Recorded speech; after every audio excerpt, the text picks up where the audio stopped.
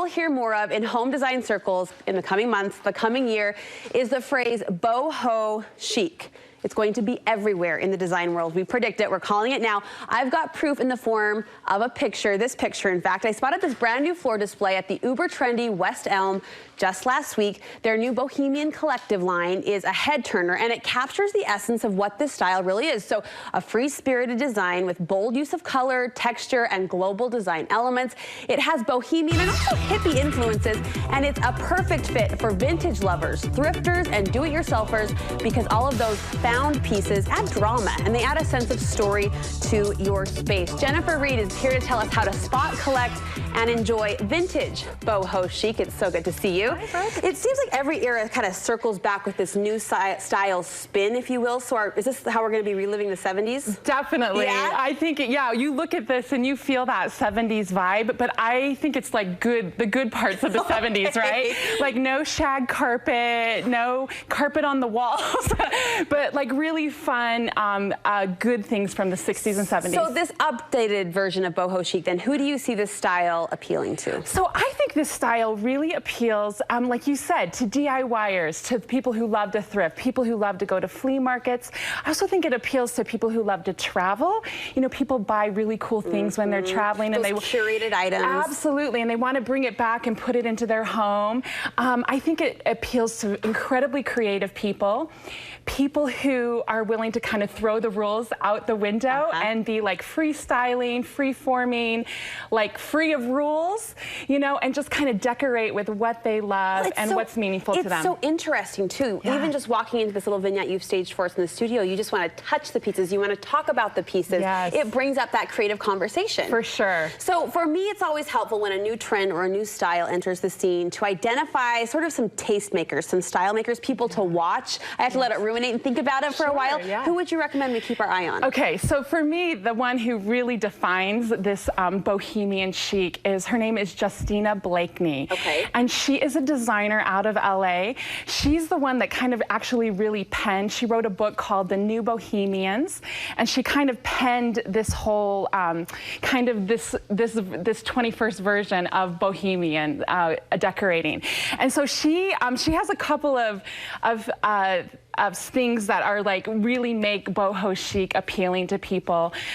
She also kind of coined a word called the jungalow. She has a little bungalow in California, in LA. You know, there's lots of bungalows there. Right. But she loves plants, and plants is a huge part of a bohemian lifestyle. Okay, so the jungalow. So it's the jungalow. Okay. So she's penned that. So she definitely, she has a feed on Instagram called the Jungalow. Justina Blakeney. She's the one to definitely watch.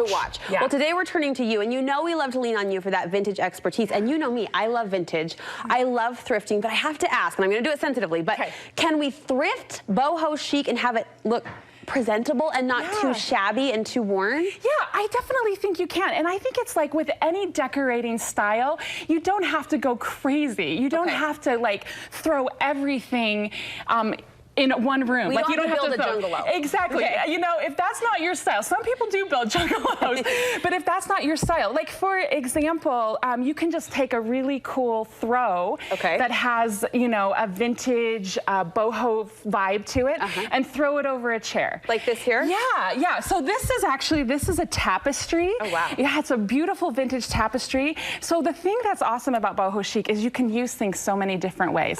So you can hang that on a wall. You can throw it over your sofa. I mean, if you even wanted to, you could probably put it on the floor. And boho people love to move stuff around, and they love to put it in different rooms and use it in different ways. They're not committed. They are not committed. Yeah. I like that. When I talked about walking up and just wanting to touch everything, I'm seeing a lot of texture. Yes, for sure. So boho chic kind of has that natural element, kind of earthy, and that kind of comes from that hippie 70s vibe. So you see like a lot of, you know, when you think of baskets, like to me, baskets bring out that texture and that style. And so, but you know, it's like this basket right here, I just got this at Target. And so, yeah, which to me is like, screams like boho chic. It absolutely does. But you know, so there's certain elements, like you don't have, like just putting a basket in your room, you don't have to throw everything in the room at once. So short of hanging, say, a tapestry on the wall, what other pieces of art can we shop for or look for? So I think you just need to find what speaks to you and what is meaningful. When designers say that.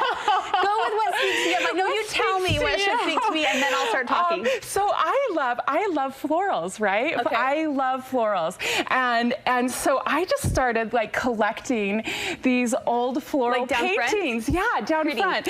And I like darker ones. Like I'm not really into like the pastellies. I like the ones that use the really rich, moody, dark colors. So I have these like thrown up all over my bedroom. Luckily, my husband's okay with that, but they're darker. Did you really give him the choice in the end? Well, can I ask you this? I've walked into a vintage shop before, and I've seen these moodier pieces, like you see the fruit bowl, right? Or in this case, the florals. They can be pricey. How do you know that you're not paying too much for an art piece like that? You know what? I think what you just need to do is kind of look online. Honestly, go to Etsy, kind of see what things are going for. So you know ahead of time. So you know ahead of time. I always do that. If there's something that I'm interested in, I want to know what people are selling it for, and kind of all over the country. So you're a smart shopper. So so then if I go in and say like, and they have a crazy price, I'm like, no, you know, I don't, and I even don't really like, I like to find my stuff because I love the treasure hunt too. But you can still, believe it or not, I mean, you can still go to a flea market. You can still go to thrift stores and kind of find that price. What's the most you paid for a painting like that? You want, honestly, those paintings, I have not paid over $20. Oh, really? Yeah. Okay. Yeah. Okay. Yeah. They're beautiful. Yeah. I love them. I have not paid over. I do, and I have price points for certain things. Like I won't pay more than this. So. I love that. I love when you give us that bottom line. Another item that can be pricey in thrift stores and when you're in vintage hunting are these beautiful brass candlesticks. Yes, and I just love them. And they, to me, they scream kind of that bohemian lifestyle. They kind of give us that global look, you know, that we love. Travels. And I think I love things when there's a lot of them too. You know, like this is a really dramatic statement. Like how awesome would this look as a tablescape? You're a more is more girl. I kind of am a little more is more. And they're very popular now. This is definitely something, the brass. And the greenery, we see a lot of texture there too with the greens. Yes, for sure. What a pretty collected look. I love the items. Thanks for pointing our eye in this direction. And nice to know you can do it on a budget. Yes. You can shop the West Elm. That's beautiful in its own right, but we can be smart and have fun thrifting in the process. Yeah. Speaking of thrifting and having fun in the process, you have an awesome show coming up we want to let people know about. I do. So I do a vintage market, and I have 50 dealers and they bring all kinds of things. It's huge. It's awesome. It's a pretty big market, and if you love vintage, it's the place to be. And it's Saturday, September 10th in Pleasant Grove at the old Pleasant Grove Rec Center. Will we see Boho Chic? Absolutely. Okay. Absolutely. Very fun. We'll post the event details for you on our website too, so you can be sure and circle it on your calendar. It's one of those vintage markets you absolutely want to hit. Jen, thank you so much. Hey, come